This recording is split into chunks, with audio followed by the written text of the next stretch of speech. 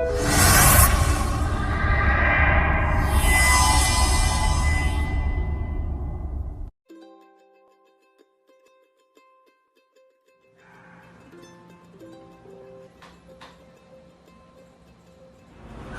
ini kita dibombardir dengan informasi-informasi mengenai COVID-19.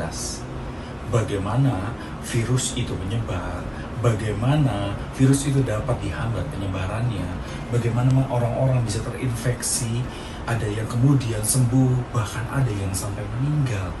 Kemudian juga bagaimana perkembangan jumlah yang terinfeksi yang update sampai hari-hari ini.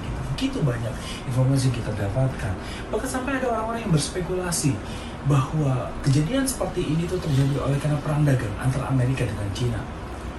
Namun di balik semuanya itu, yang terjadi adalah kita yang menjadi bingung mana menentukan itu yang benar atau tidak. Karena sebenarnya setiap informasi itu terkadang ada udang di balik batu yang tidak secara eksplisit diketahui.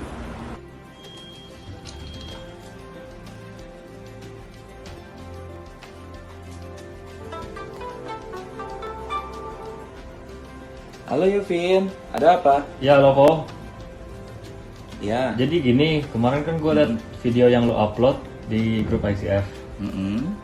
Iya. Tapi menurut pendapat gue ya kok tentang corona sih. Oke. Bentar. Mungkin untuk soal itu saya pun juga nggak mau lah untuk memperdebatkan, karena kan juga biarkan orang-orang yang lebih ahli lah untuk memperdebatkannya, untuk menjelaskannya. Kalau kamu tanya soal Alkitab, saya akan jelaskan dengan senang hati.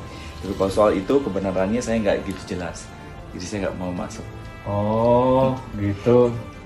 Ya udah lo. Iya. Ya udah.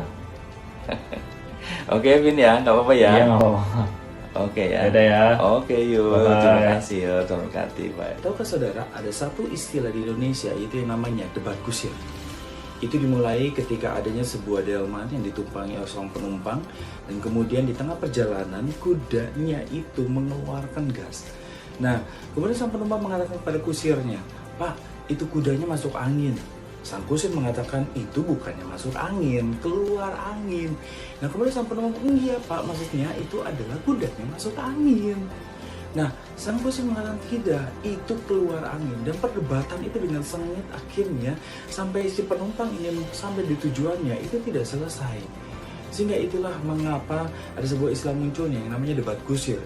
Saya jadi teringat dengan sebuah kisah yang ada di dalam Alkitab, bagaimana Paulus ketika ada di tengah-tengah jemaat Korintus.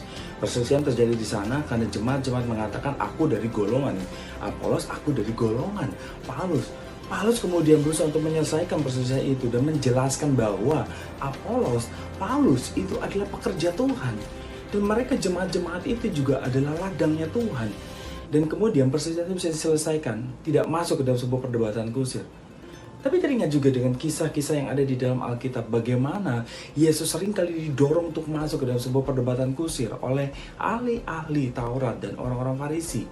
Kenapa? Karena mereka itu mempunyai kebenaran yang mereka ingin pertahankan dan untuk menyerang Yesus. Dan kemudian lalu pertanyaan-pertanyaan yang diajukan itu berusaha ketika Yesus menjawabnya dicari-cari kesalahannya. Tapi Yesus menghindari perdebatan kusir itu.